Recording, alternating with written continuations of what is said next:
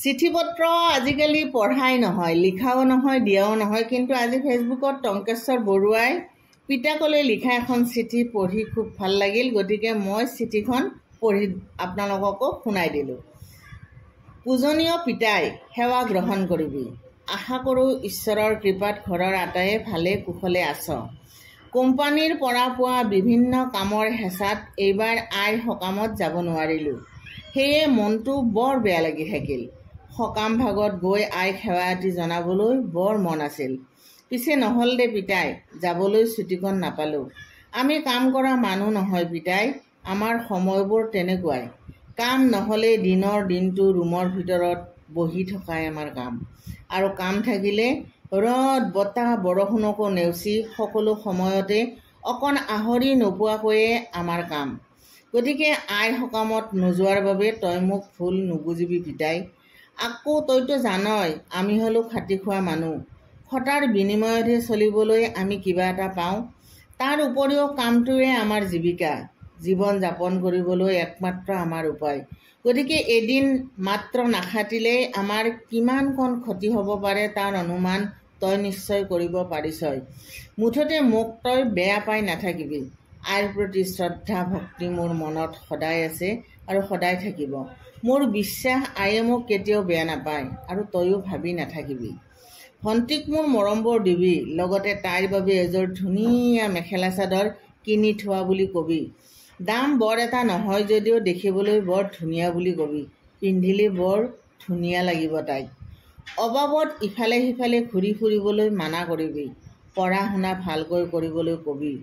লগতে ভাইটিকো মোৰ মৰম দিবি। তাৰ বাবেও এযোৰ ধুনীয়া পেণ্ট চাৰ্ট কিনি থোৱা বুলি কবি। তাকো বৰকৈ ঘূৰি ফুৰিবলৈ নিদিবি। পঢ়া শুনা ভালকৈ কৰি থাকিবলৈ কবি। মইতো পঢ়ি শুনি ডাঙৰ মানুহ হ'ব নোৱাৰিলোৱেই পিতাই। সেয়ে পঢ়ি শুনি এদিন ডাঙৰ মানুহ হ'ব বুলি কবি। ঘৰখনৰ মান ৰখাৰ দায়িত্ব তাৰ হাততে বুলি কবি। লগতে তাক আৰু এটা কথা ক'বলৈ নাপাহৰিবি।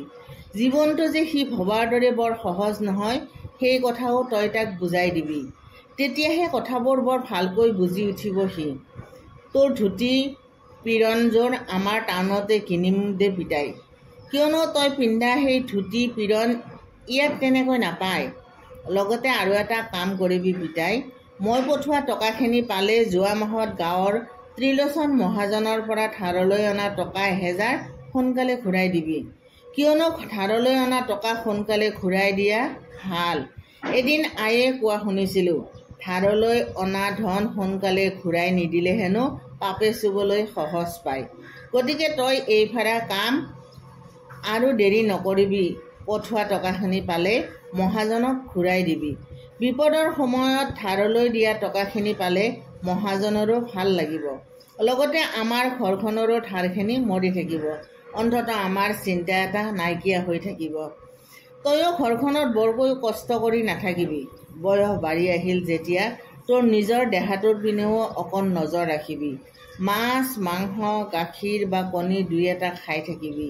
তেহে দেহৰ অকণ বল পাবি, নহ'লে দুৰ্বল হৈ যাবি। তই এতিয়া মোৰ যোৱা নহ'ল যেতিয়া পূজাৰ সময়ত নিশ্চয় যাম পিতাই।